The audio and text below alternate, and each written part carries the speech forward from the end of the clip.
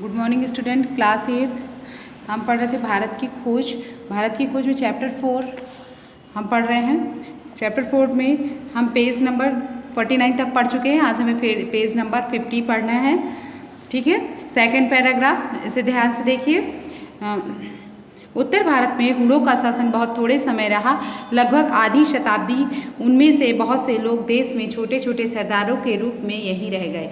वे कभी कभी परेशानी पैदा करते थे और भारतीय जनसमुदाय के सागर में जज्ब होते जाते थे। इनमें से कुछ सरदार 7वीं शताब्दी के आरंभ में आक्रमणकारी हो गए। उनका दमन करके कन्नौज के राजा हर्षवर्धन ने उत्तर से लेकर मध्य भारत तक एक बहुत शक्तिशाली राज्य की स्थापना की। वे कट्टर बौद्ध थे। उनका महायान संप्रदाय अनेक रूपों में हिंदूवाद से मिलता जुलता था। उन्होंने बौद्ध और हिंदू दोनों धर्मों को बढ़ावा दिया। उन्हीं के समय में प्रसिद्ध चीनी यात्री हुआन सांग या युआन च्वान भारत आया था। हर्षवर्धन कवि और नाटककार था। उसने अपने दरबार में बहुत से कलाकारों और कवियों को इकट्ठा किया और अपनी राजधानी उज्जैनी को सांस्कृतिक गतिविधियों का प्रसिद्ध केंद्र बनाया था। हर्ष की मृत्यु 648 ईस्वी में हुई थी। यह लगभग वह समय था जब अरब के रेगिस्तानों से अफ्रीका और एशिया में फैलने के लिए इस्लाम सिर उठा रहा था। दक्षिण भारत में मौर्य साम्राज्य के सिमट कर अंत हो जाने से के 1000 साल से भी ज़्यादा समय तक बड़े बड़े राज्य फूले फले। दक्षिण भारत अपनी बारीक दस्तकारी और समुद्री व्यापार के लिए विशेष रूप से प्रसिद्ध था। उसकी गिनती समुद्री ताकतों में होती थी और उसके जहाज दूर देशों तक माल पहुंचाया करते थे। जहाँ वहाँ यूनानियों की बस्तियाँ थीं और रोमन सिक्के भी वहाँ पाए गए। उत्तरी भारत पर बार बार होने वाले हमलों का सीधा प्रभाव दक्षिण पर नहीं पड़ा। इसका परोक्ष प्रभाव यह जरूर हुआ कि बहुत से लोग उत्तर से दक्षिण में जाकर बस गए। इन लोगों में राजगीर, शिल्पी और कारीगर भी शामिल थे। इस प्रकार दक्षिण पुरानी कलात्मक परंपरा का केंद्र बन गया और उत्तर उन नई धाराओं से अधिक प्रभावित हुआ जो आक्रमणकारी अपने साथ लाते थे। शांतिपूर्ण विकास और युद्ध के तरीके, बार बार हमलों और एक के बाद दूसरे साम्राज्य की स्थापना का जो संक्षिप्त ब्यौरा प्रस्तुत किया गया, उसके बीच देश में शांतिपूर्ण और व्यवस्थित शासन के लंबे दौर रहे हैं। मौर्य, कुषाण, गुप्त और दक्षिण में आंध्र, चालुक्य, राष्ट्रकूट के अलावा और भी राज्य ऐसे हैं जो 300 वर्षों तक कायम रहे। इनमें लगभग सभी राजवंश देसी थे। कुषाणों जैसे लोगों ने भी जो उत्तरी सीमा पार में से आए थे, जल्दी अपने आप को इस देश और उसकी सांस्कृतिक परंपरा के अनुरूप ढाल लिया। और जब कभी दो राज्यों के बीच युद्ध का या कोई आंतरिक राजनीतिक आंदोलन होता था तो आम जनता की जीवनचर्या में बहुत कम हस्तक्षेप किया जाता था। इस इतिहास के व्यापक सर्वेक्षण से इस बात का संकेत मिलता है कि यहाँ शांतिपूर्ण और व्यवस्थित जीवन के लंबे दौर यूरोप की तुलना में कहीं अधिक हैं। यह धारणा भ्रामक है कि अंग्रेजी राज से ने पहली बार भारत में शांति और व्यवस्था कायम की। अलबत्ता यही सही है कि जब भारत में अंग्रेजी शासन कायम हुआ उस समय देश अवनति की पराकाष्ठा पर था, और जब अंग्रेजी शासन कायम हुआ तब जो है अपना देश जो है अवनति की ओर था, मतलब उसकी उन्नति जो है समाप्त हो चुकी थी। राजनीतिक और आर्थिक व्यवस्था टूट चुकी थी और वास्तव में यही कारण था कि वह राज यहाँ कायम हो सका। वह प्रगति बनाम सुरक्षा, भारत में जिस सभ्यता का निर्माण किया गया उसका मूल आधार स्थिरता और असुरक्षा की भावना थी। इस दृष्टि से वह उन तमाम सभ्यताओं से कहीं अधिक सफल रही जिनका उदय पश्चिम में हुआ था। वर्ण व्यवस्था और संयुक्त परिवारों पर आधारित सामाजिक ढांचे ने इस उद्देश्य को पूरा करने में सहायता की। तो वर्ण व्यवस्था आपको मैं पहले भी बताई हूँ। वर्ण व्यवस्था क्या कहलाती है? वर्ण मतलब जाति व्यवस्था। जाति व्यवस्था जो है कैसी बनाई गई थी? जाति व्यवस्था के अंतर्गत मतलब व्यक्ति की आयु जो है 100 वर्ष मानी गई और उसे 4 भागों में बांटा गया। वर्ण व्यवस्था में ब्रह्मा और मनुष्य की उत्पत्ति जो है ब्रह्मा के मुख से मानी गई और ब्रह्मा के मुख से ब्राह्मण की उत्पत्ति हुई और उसे जो है वर्ण व्यवस्था में सबसे ऊपर का अधिकार मिला। और क्योंकि ब्रह्मा के मुख से उत्पत्ति होने के कारण ब्राह्मण वर्ग जो है सर्वश्रेष्ठ माना गया और उसका कार्य भी बांट दिया गया। और वर्ण व्यवस्था के साथ ही कार्य भी बटा और उसका कार्य जो हो गया कि शिक्षा अर्जित करना और शिक्षा दूसरों को प्रदान करना। करना ही उसका कार्य हो गया और जो भी धन संपत्ति इससे मिलती है उससे अपना जीविकोपार्जन करना था। उसके बाद आया क्षत्रिय वर्ग। क्षत्रिय वर्ग जो है ब्रह्मा, उसको माना जाता है कि क्षत्रिय वर्ग की उत्पत्ति ब्रह्मा की भुजाओं से हुई है, इसलिए उसको जो है शक्तिशाली माना गया और उसका कार्य जो है राजकाज संभालना किया गया कि वो राजकाज संभालें और उन्हें मांस मदिरा और का सेवन करने की छूट थी और उन्हें जो है राजकाज संभालने का कार्य दिया गया। उसी तरह जो है फिर माना गया कि ब्रह्मा के जो है जंघाओं से उनका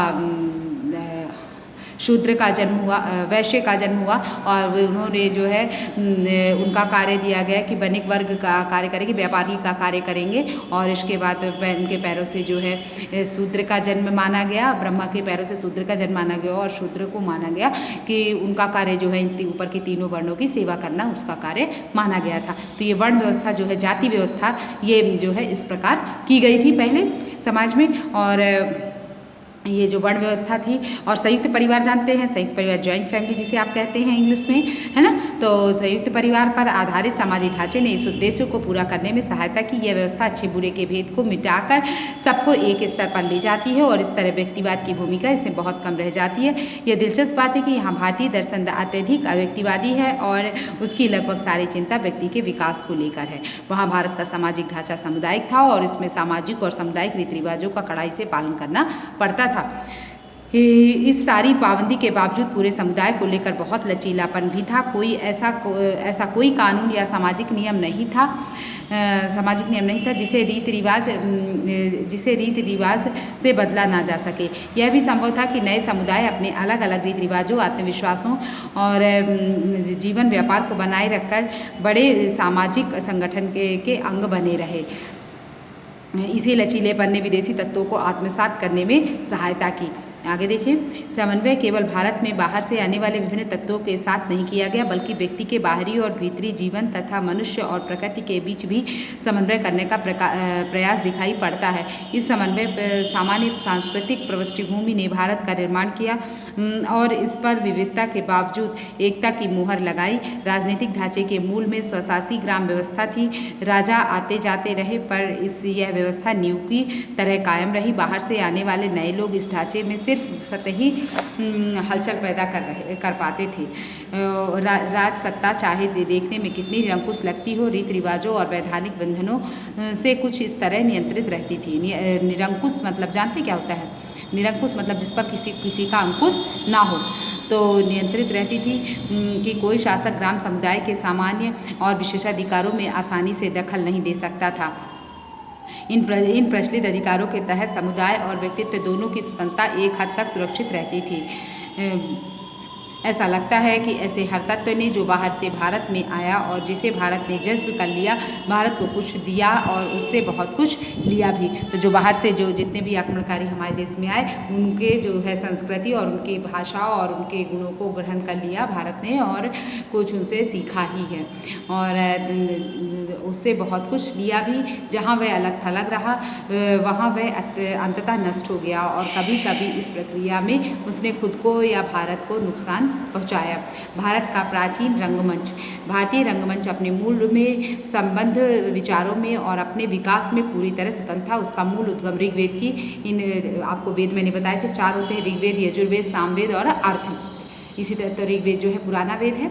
ऋग्वेद की इन ऋचाओं और संवादों में खोजा जा सकता है। इनमें एक हद तक नाटकीयता है। रामायण और महाभारत में नाटकों का उल्लेख मिलता है। कृष्ण लीला से संबंधित गीत, संगीत और नृत्य में इसने आकार ग्रहण करना आरंभ कर दिया था। ईसा पूर्व 6वीं या 7वीं शताब्दी के महान व्याकरण पाणिनि ने कुछ नाट्य रूपों का उल्लेख किया है।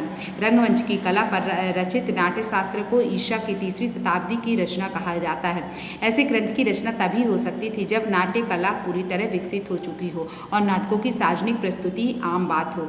अब यह माना जाने लगा कि नियमित रूप से लिखे गए संस्कृत नाटक ईसा पूर्व 3वीं शताब्दी तक पूरी तरह प्रतिष्ठित हो चुके थे। जो नाटक हमें मिले हैं उनमें पहले के ऐसे रचनाकारों और नाटकों का अक्सर हवाला दिया गया है जो अभी तक नहीं मिले हैं। ऐसे नाटककारों में एक भास था। इस शताब्दी के आरंभ में उसके 13 नाटकों का एक संग्रह खोज में मिला। मिला है। अब तक मिले संस्कृत नाटकों में प्राचीनतम नाटक अश्वघोष के हैं। वह ईस्वी सन के आरंभ के ठीक पहले या बाद में हुआ था। ये ताड़पत्र पर लिखित पांडुलिपियों के अंश मात्र हैं और आश्चर्य की बात यह है कि ये गोबी रेगिस्तान की सरहदों पर तूफान में मिले हैं। अब अश्वघोष धर्मपरायण बोध हुआ और उसने बुद्ध चरित्र नाम से बुद्ध की जीवनी लिखी और यह ग्रंथ बहुत प्रसिद्ध हुआ और बहुत समय पहले भारत, चीन और तिब्बत में बहुत लोकप्रिय हुआ। यूरोप का प्राचीन भारतीय नाटक के बारे में पहली जानकारी 1789 ईस्वी में तब हुई जब कालिदास के शकुंतला का सर विलियम जोन्स कृत अनुवाद प्रकाशित हुआ। सर विलियम जोन्स के अनुवाद के आधार पर जर्मन, फ्रेंच, डेनिश और इटालियन में भी इसके अनुवाद हुए। गेटे पर इसका प्रभाव पड़ा और इसने शकुंतला की अत्यधिक प्रशंसा की। कालिदास को संस्कृत साहित्य का सबसे बड़ा, अंडरलाइन कर लीजिए, कालिदास को संस्कृत साहित्य का सबसे बड़ा कवि और नाटककार माना गया। इसका समय अनिश्चित है, पर संभावना यही है कि वह 4वीं शताब्दी के अंत में गुप्त वंश के चंद्रगुप्त विक्रमादित्य के शासनकाल में उज्जैनी में था और माना जाता है कि वह दरबार के 9 रत्नों में से एक था। उसकी रचनाओं में जीवन के प्रति प्रेम और प्राकृतिक सौंदर्य के प्रति आवेग का भाव लिखित है। ठीक, इतना ये समझ में आया कि कालिदास जो है संस्कृत के महान कवि हैं। कालिदास की एक लंबी कविता है मेघदूत, अंडरलाइन कर लीजिए। मेघदूत है एक प्रेमी जिसे बंदी बनाकर उसकी प्रेयसी से अलग कर दिया गया है। वर्षा ऋतु में एक बादल से अपनी तीव्र चाहत का संदेश उस तक पहुंचाने के लिए कहता है। तो ये मेघदूत में है। कालिदास से संभवतः काफ़ी पहले एक बहुत प्रसिद्ध नाटक की रचना हुई थी, शूद्रक, है ना।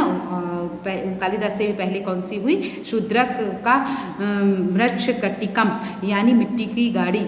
यह एक कोमल और एक हद तक बनावटी नाटक है, लेकिन इसमें ऐसा सत्य है जो हमें प्रभावित करता है और हमारे सामने उस समय की मानसिकता और सभ्यता की झांकी प्रस्तुत करता है। 400 ईसा के लगभग चंद्रगुप्त द्वितीय के शासनकाल में एक और प्रसिद्ध नाटक लिखा गया। वह विशाख दत्त का नाटक मुद्रा राक्षस था। यह विशुद्ध राजनीतिक नाटक था जिसमें प्रेम या किसी पौराणिक कथा को आधार नहीं बनाया गया है। कुछ अर्थों में यह नाटक वर्तमान स्थिति में बहुत प्रासंगिक है। राजा हर्ष, जिसने 7वीं सदी ईस्वी में एक नया साम्राज्य कायम किया, नाटककार भी था। उसे इसके लिए उसके लिखे हुए 3 नाटक मिलते हैं। 7वीं सदी के आसपास की अभवभूति हुआ जो संस्कृत साहित्य का चमकता सितारा था, वह भारत में बहुत लोकप्रिय हुआ और केवल कालिदास का ही स्थान उसके ऊपर माना जाता है। संस्कृत नाटकों की यह धारा सदियों तक बहती रही, लेकिन 19वीं शताब्दी के आरंभ में गुणात्मक दृष्टि से स्पष्ट रूप से उसमें हास्य दिखाई देने लगा। ठीक है, इतना समझ में आया? जो नहीं समझ में आया डबल क्लास में पूछ लीजिएगा।